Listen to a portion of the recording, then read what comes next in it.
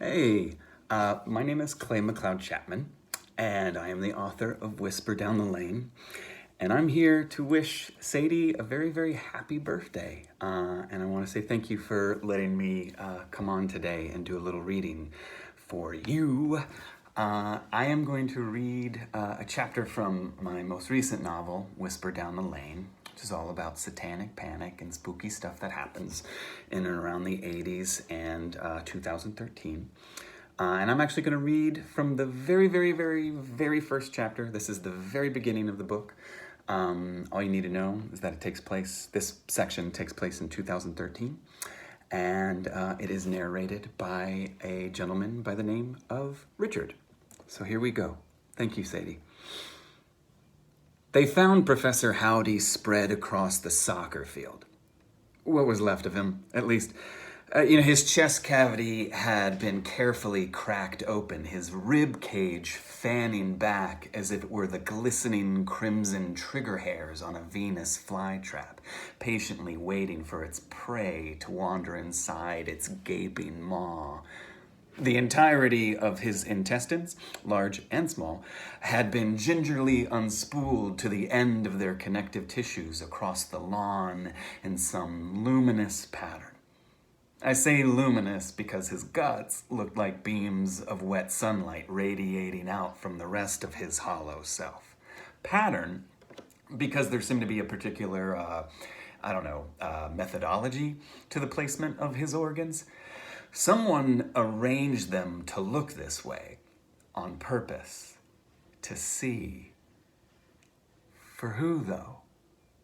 I mean, it felt like he was meant to be revered. And I say revered because, even to my eye, there was something beatific to the way his body was presented.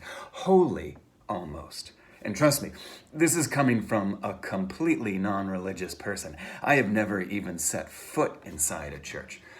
Well, that's not entirely true. There were a few visits to Sunday school that I can barely recall at this point. Distant memories to me by now. I vaguely remember taking communion as a kid once.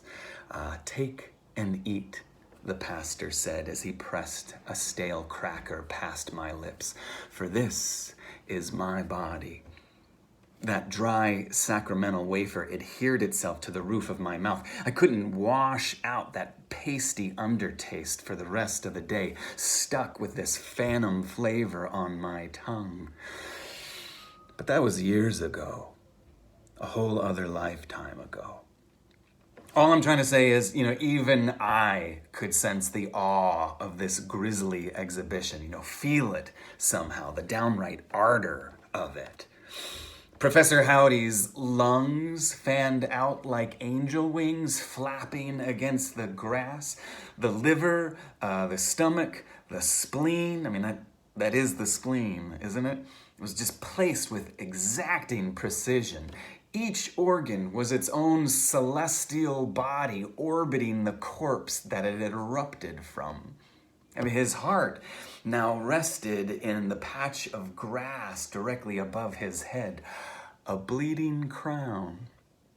Dawn broke an hour or so before our school's groundskeeper, Diego, I think his name is, discovered the poor professor. The morning sun found his body first, pelt glistening in dew. His blood had a crystalline sheen against the green, like red-stained glass. Something that you might see in church services, Saint Howdy, our school's tragic rabbit, angelic white fur and glazed-over pink eyes, captured among all of the other apostles. Professor Howdy was always kept in Miss Castevet's classroom. He belonged to the school, its students, but, Miss Castevet was ultimately responsible for its upkeep. And that meant cleaning out his cage, feeding him, picking up the poo pellets. The nitty-gritty stuff nobody else, particularly the kids, ever wanted to get their hands dirty doing. Students were always welcome to stop by Miss Castavet's room and pay Professor Howdy a visit. She even set up, designated feeding hours for anyone to swing on by and offer up a handful of rabbit chow for him to nibble directly out from their palm. And sometimes, on the specialist of occasions, as Miss Castavet liked to say, she would even pull Professor Howdy out from his cage and let him hop around the room. Door closed, of course, because there had been that one particular time, that one particular incident at the very beginning of the school year when someone, I'm not naming any names here, Ben Pendleton, left the classroom door open and the professor broke free, hopping down the hall. The ensuing manhunt, bunny hunt, was a school-wide event. All the students got involved in the search party. But eventually, he popped up in my classroom. I spotted him tucked behind the tempera paints, struggling to squirm further in. I was hailed as a hero for returning the professor to his cage unharmed, alive, and in one piece. Yay! The new art teacher saves the day! The students all sang out, "Hooray, Mr. Bellamy!" Everybody loved Professor Howdy. I mean, he was, without a doubt, the Danvers School's unofficial mascot. I mean, who would think about doing something as awful as this to a rabbit? Our rabbit.